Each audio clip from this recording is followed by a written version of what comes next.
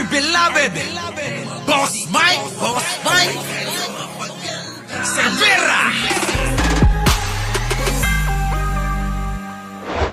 Si Manong Bongbong, mga kababayan, matindi ho ito, ha?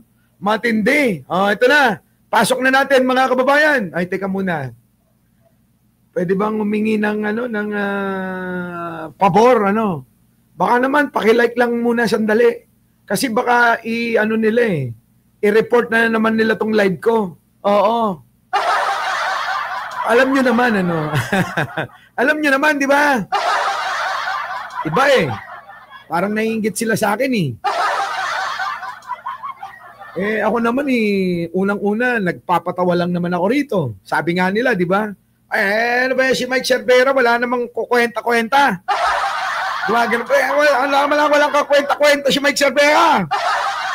Di ba? Patawa lang ng patawa. Yun lang ang wala sa inyo.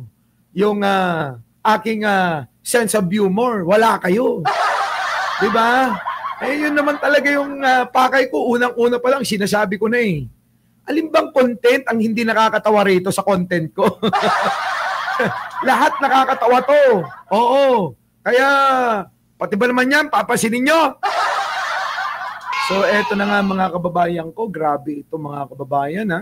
Etong pinaplano ho ng mga kampo ni Duterte, abay tila ba inaanyayahan na ho ang kanilang lahat po ng alagad.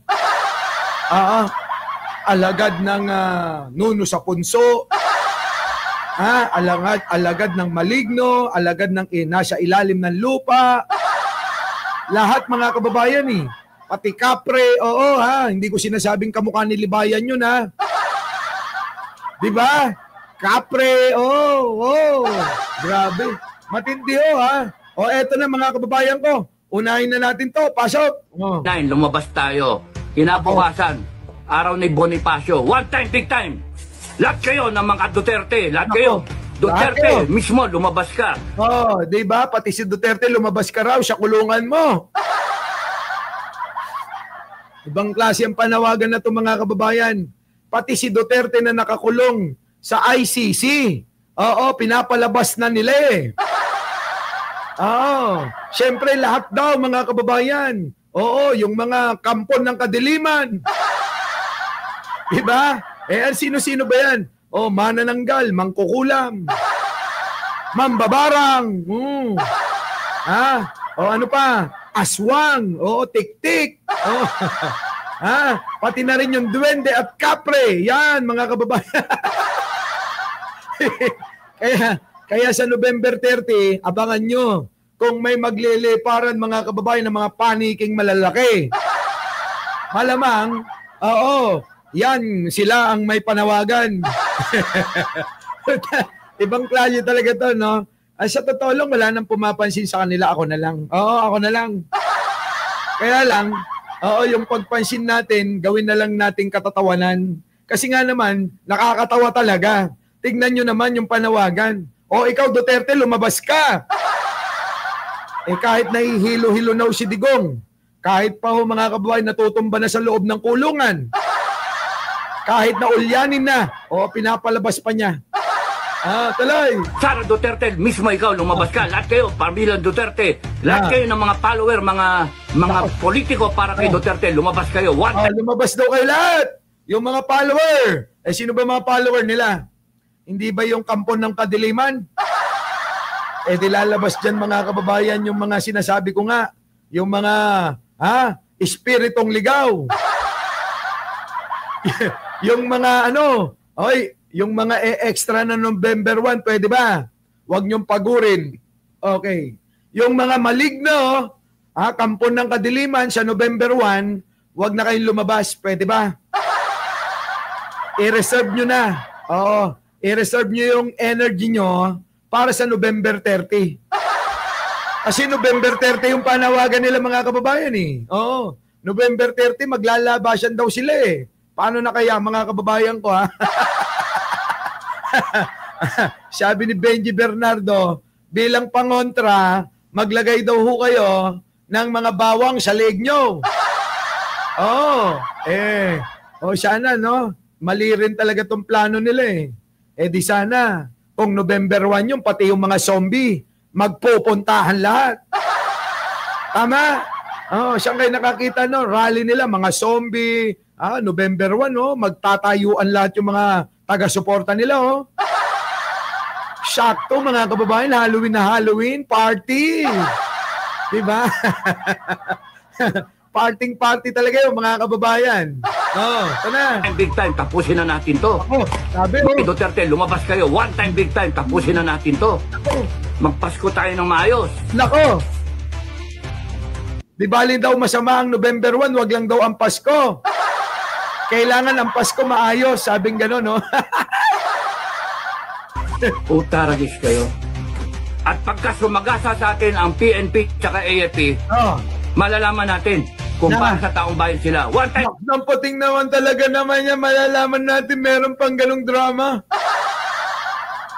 Kailan ba hindi naging para sa tao ang PNP at AFP?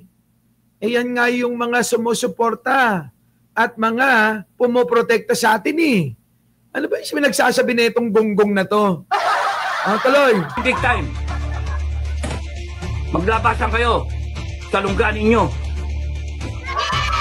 Para rin sa buong bansa, ayusin muna natin. Wala munang negosyo, wala munang mga kain-kain sa restaurant. Wala. Kita niyo mga kababayan ko. Sabihin sa'yo ng mga matitinong tao, anong walang negosyo? Mag-isa nyo. Parang sinabi mga kababayan, wala munang negosyo, wag magtatrabaho. Walang kakain, walang kakain daw. Grabe naman itong mga ito. Pero nyo, pati pagkain, pipigilan. Pati paghanap buhay natin, mga kababayan, pinipigilan rin. Kailangan pumunta daw lahat doon para mayroon silang i-vlog. Diba? Kayo, hindi kikita. Yung sila na mga vlogger nila, kikita. Ito na, marami ng tao. Nandito na po si Dado, mga kababayan. Kasama ni Roque, umuwi na. Sinamahan pa ni Maharlika. Yang lahat ng yan, laos na. Diba? Pinabagsak lahat ni Mike Cervera. Diba? Wala na, mga kababayan ito, nasiraan na ng mga ulo ito. Munang mga mga kabit-kabit. Utang yan. Yung mga DDS daw, na may mga kabit, wag daw muna kayong kumabit. Parang sinasabi ni Dado, mga poke ng ina nyo.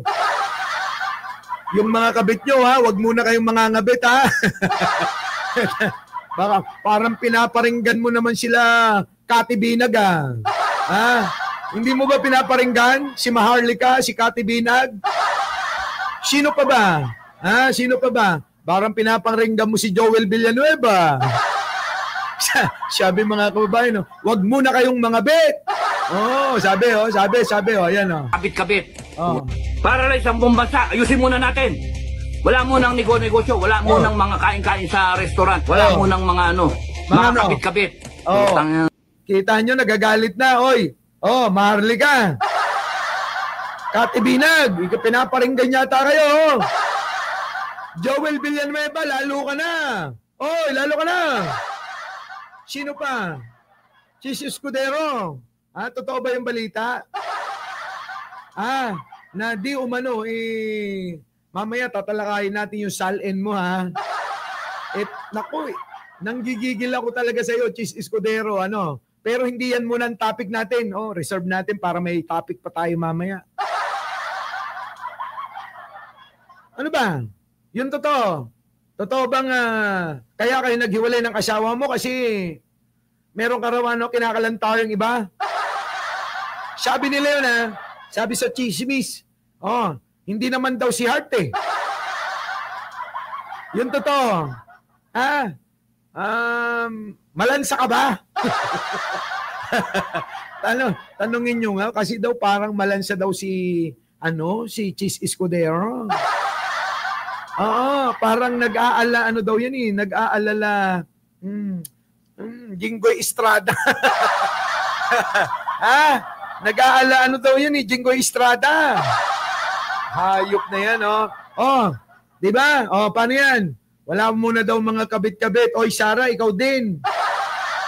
Oh, sabihin mo rin, Dado, wala na munang magbubuking ng mga pokpok. Di ba? Oy, ikaw yun. Pulong, ikaw yun. Huwag daw munang magbubuking ng mga pokpok. Di ba? Oh, wala daw munang mag-a-addict. Ikaw yun, baste. Oy, ikaw din. Kitty, wala daw munang mag-Mary Jane. Putik na yan mga kababayan ko, no? Lahat, bawal na muna yung mga masasamang gawain nyo. Alang-alang sa pinaglalaban nila. Sagutin nyo kasi. Mahina rin ito mga to eh. Sabihin mo, sa mga may kabit, ayaw mo nun, pwede ko silang isama, pamparami rin yun eh. Di ba? Si Pulong, ilang pokpok ba yung binubuking nun? Pulong, lahat ng mga binubuking mong pokpok, abay dalhin mo sa rally nyo. Di ba? Jewel, thank you. Bagong sweldo si Jewel. Di ba? Lahat ng mga kajaming naman ni Baste, lahat yun, sama nyo. Di ba? Lahat din ng mga ka-wake and bake ni Kitty, sama nyo rin. Di ba? Lahat ng mga naging lalaki sa buhay ni Maharlika, isama nyo na. Si Kati Binag, nako, sama nyo lahat yung mga lalaki nyo doon. Di ba? Mga naging lalaki daw ba nila? Di ba? Sabi mga kababayan kung kanino daw yung mga, nagsasama yan eh. Di ba? Isama nyo na rin. Lahat. Ikaw, Joel Villanueva, baka gusto mong isama. Isama mo na rin yung chika bebe mo, para makita naman ng madla. Huwag mo nang idamay. Huwag mo nang idamay yung mga member ng GIL. Tapos sasabihin mo, bakit nyo binabatikos ang GIL? Hindi naman kasama yung mga yan. Kayo nandadamay eh. Tama? Kayo ang nandadamay, hindi naman kami.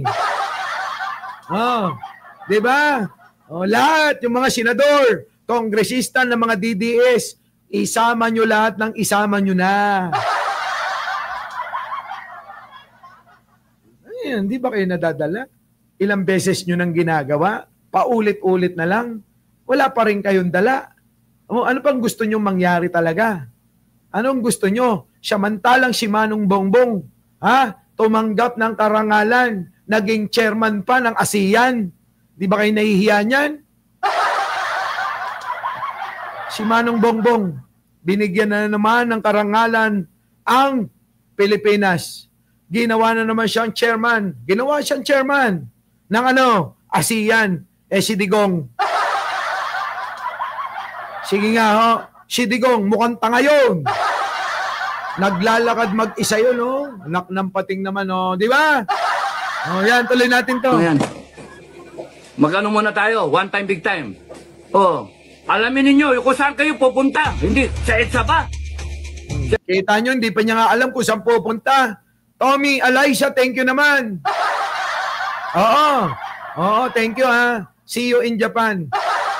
Sabi tingnan nyo mga kababayan kung may kaayusan itong mga gonggong na to. One time, big time. Alamin ninyo kung saan kayo pupunta. Hindi, sa EDSA ba? Sa EDSA ba o sa Kongreso? Kita nyo, hindi pa alam kung saan pala pupunta tong mga to.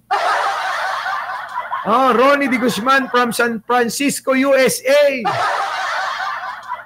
Grabe, mga kababayan, nakasubscribe na daw po si Ronnie De Guzman. Alam nyo, marami akong fans dyan sa USA.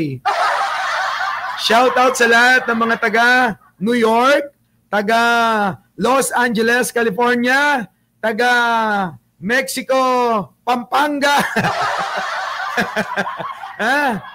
Shout out sa inyo lahat. Ito na. Ako, type ko sa Kongreso eh. Gusto ko isara yung Kongreso na yan eh. Putangin ng mga yan. Panay, abusado. Kayong mga PNP, nahaharang. Kayong mga crowd control. Kayong mga PNP na crowd control, mag-shoot kayo ng puti na ribbon. Para ipakita ninyo, para kayo sa taong bayan. Polis ng taong bayan. Polis ng Pilipino. Hindi Philippine National Police. Bagoy na natin yung pangalan. No? Pulis ng Pilipino. Puta lang yan. Baguhin na natin. Pagka nakitang nakaputi kayo, hindi kayo sasaktan ng taong bayan. Hindi kayo, protektahan pa rin yung taong bayan. At taong bayan yung iilan.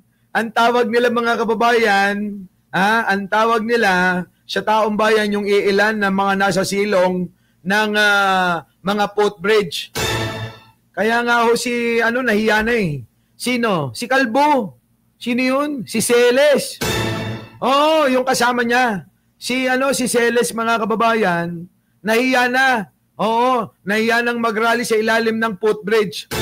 Sabi, hindi naman tayo nadadagdagan. Nakakahiya na lang tong ginagawa natin. Total naman, bayad na tayo. Ay pwede nang hindi magpakita din eh. Di ba? Pero yung tumanggap kayo ng order at gawin niyo, titirgasin niyo yung mga tao. Nako, yari kayo sa amin. Tinirgas na nga kayo. Yari pa rin. Grabe no? Ang intindi nung kanilang mga, yung power ba? Yung kanilang, ano ba tawag dyan? Mga espiritu. No? Yung fighting spirit nila mga kababayan. Ibang klase, kahit tatatlo lang sila eh. Oo. Kahit tatatlo lang kami, kaya namin pabagsakin si Bongbong Marcos. Our beloved Boss Mike Cervera.